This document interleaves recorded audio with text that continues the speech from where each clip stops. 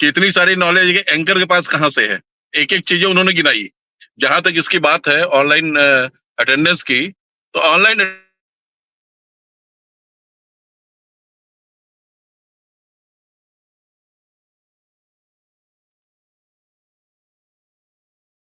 शायद network issue आ गया है विनय सिंह जी के साथ, ऑन द वे है, वो सरकार को आएंगे इस फिर पे हम उनसे बात संज्ञान करेंगे। लेना चाहिए। जी हेलो। जी हाँ, वो सरकार को आपका संज्ञान संपर्क लेना टूट चाहिए। गया था। और जो बात है, देखिए कई बार ये बातें आई हैं कि हम लोग की जॉब जो है वो अन्य लोगों के जॉब से बिल्कुल अलग है। हमारे यहाँ के शिक्षक 30 से 40, 50, 60 किलोमीटर तक दूसरे जनपद में जा जाके शिक्षण कार्य करते हैं।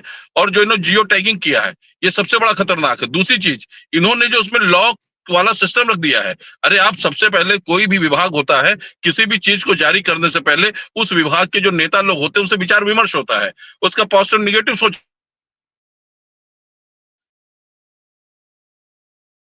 भाई वो सलाह देते हैं, ऐसा नहीं कि जो विभाग के अधिकारी उनसे कम क्वालिफाइड है,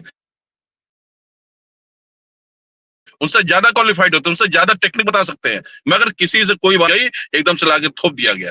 और उसके बाद ये कहा जा रहा है पूरे उसमें कि टीचर्स को बदनाम करने का प्रयास किया जा रहा है। और एक सुधीर चौधरी ने तो बिल्कुल नरक मचा रखा है। मगर जब से मैंने उनका ट्विटर अभियान के खिलाफ छेड़ा है, उनकी भी असलियत सामने आ गई कि वो कहां से क्यों हटाएंगे, जी से क्यों हटाएंगे, उनकी स्थिति क्या। तो उन्होंने अपने आप जो अपने भद्द करा ली। तो इन सब चीजों को देखते हुए जो है, केवल इनको ये सोचना चाहिए। जहां तक जैसे इन्होंने वेतन रोका, कई लोगों ने हमसे पूछा क्यों कार्रवाई करेंगे। हमने कार्रवाई कैसे करेंगे भाई? वो हम स्कूल जा रहे हैं समय से, हम एमडीएम खिला रहे हैं, बच्चों को पढ़ा रहे हैं, हम बच्चों के कॉपी में सिग्नेचर कर रहे हैं, हर काम हो रहा है, तो किस आधार पर रोक देंगे वो? और आज बाराबंकी के जो वेतन रोका था वो बैक हुए, और बाराबंकी के जो टीचर्स उनका वेतन बहाल किया गया।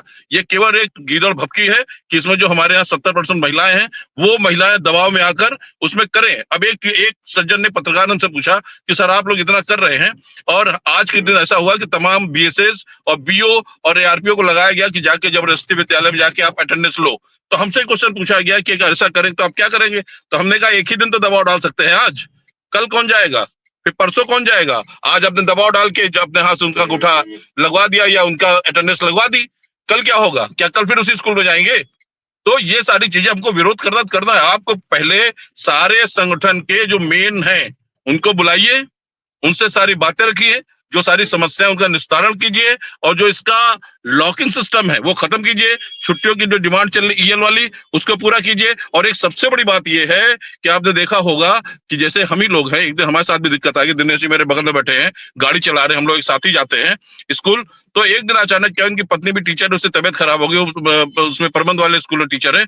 अचानक हम लोग को भागना पड़ा। हम 3 टीचर थे, या तो उनकी पत्नी को मरने के लिए छोड़ देते वहां पे, या मैं इंतजार, अगर ये लागू होता तो इंतजार करते कि हम वेतन लॉक करने जाए। और अगर एक बार अगर वेतन टीचर कट जाता, अगर लॉकिंग सिस्टम खत्म कर, मेरा केवल यही है कि पहले हमारी सारी डिमांड मानी जाए, फिर वार्ता किया जाए एक खुले उसमें। उसके बाद जो लॉकिंग सिस्टम इसमें चल रहा है कि 1 मिनट लेट और लॉक कर देंगे, अरे आप लॉक ना कीजिए, आप पूरा खोल दीजिए। हर विभाग में कहीं लॉकिंग सिस्टम नहीं होता है, आप पूरा खोलिए। जो टीचर जिस समय आ रहा है अपनी अटेंडेंस दे, और आप देखिए कौन नहीं आता, कौन क्या करता है, आप उसको ढूंढिए। 1 बजे से सारे टीचर्स का बदनाम कर रहे हो, वो सारी बातें ठीक नहीं है, तो इसके ऊपर संज्ञान लेना चाहिए। नमस्कार साथियों, स्वागत है आप सभी का आज के इस नए वीडियो में। ये वीडियो आप सभी शिक्षा मित्र साथियों के लिए काफी ज्यादा महत्वपूर्ण होने वाली है। हाल ही के अंदर की कुछ खबरें हैं जो कि आपके मध्य में इस वीडियो के माध्यम से साझा करेंगे। रिसेंट की ही कुछ चर्चाएं हैं, उन चर्चाओं को भी आपके मध्य में साझा करेंगे। सभी साथी वीडियो को पूरा देखें। चैनल को अभी तक आपने सब्सक्राइब नहीं किया है, सब्सक्राइब भी कर लें। अब चलते हैं अपडेट पर। अभी एक चैनल में मैं था, न्यूज 18 में, उसमें भाजपा प्रवक्ता जुड़े थे, वो भदौरिया जुड़े थे। तो मैंने यही बात एक रखी कि जहां ये प्रदेश का ये पहला ऐसा वो है कि जहां परिषदीय टीचर्स के लिए कहीं भी शिक्षक और शिक्षिकाओं के लिए कहीं लैट्रिन बाथरूम नहीं बना हुआ है। और इसके लिए मैंने प्रधानमंत्री तक पत्र लिखा है, 2 पत्र डीजी स्तर से जारी हुए, परंतु आज तक उसका कंप्लायंस नहीं हो पाया।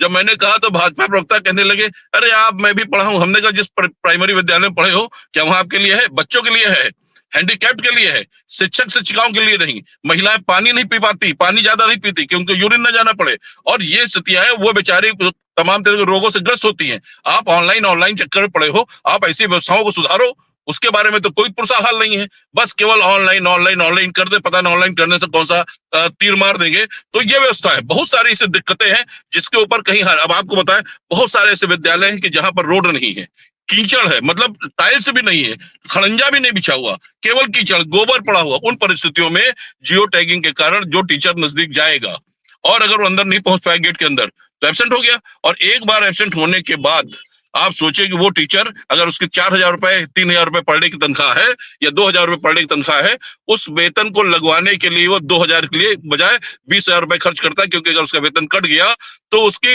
वहीं से सर्विस उसकी वो हो जाती है, लैप्स हो जाती है।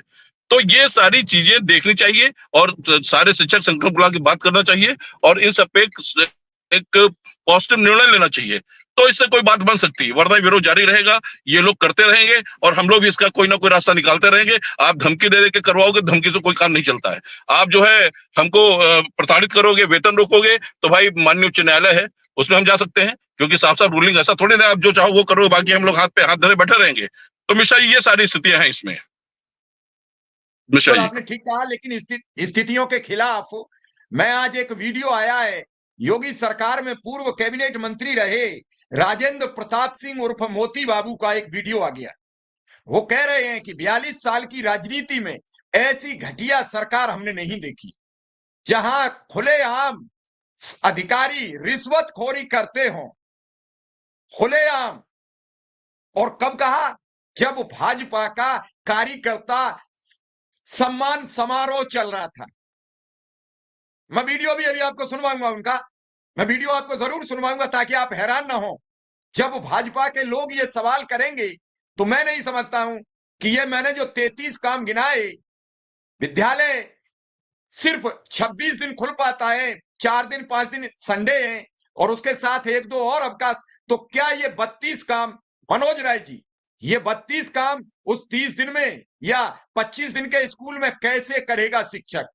महीने में 1 दिन तो हर काम का नंबर आता है, एमडीएम लाना ही लाना है, जनगणना मतगणना, चुनाव प्रमुख हमारा देश है, कभी टाउन एरिया, कभी ग्राम प्रधानी, कभी बीडीसी, कभी क्षेत्र पंचायत, जिला पंचायत, विधानसभा, लोकसभा, मतलब चुनाव चलते रहेंगे।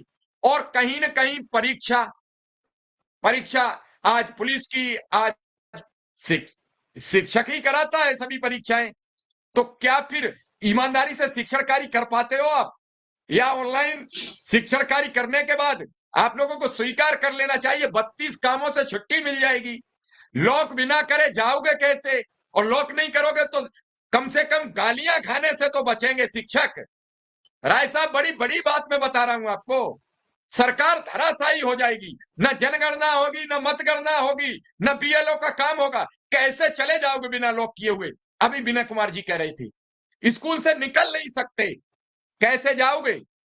राय साहब, बड़ा महत्वपूर्ण ये सवाल है मेरा। और आपने कहा विनय जी ने कि कहां है आपके चरण, आप कहां से? जब मैं किसी प्रोग्राम को करूंगा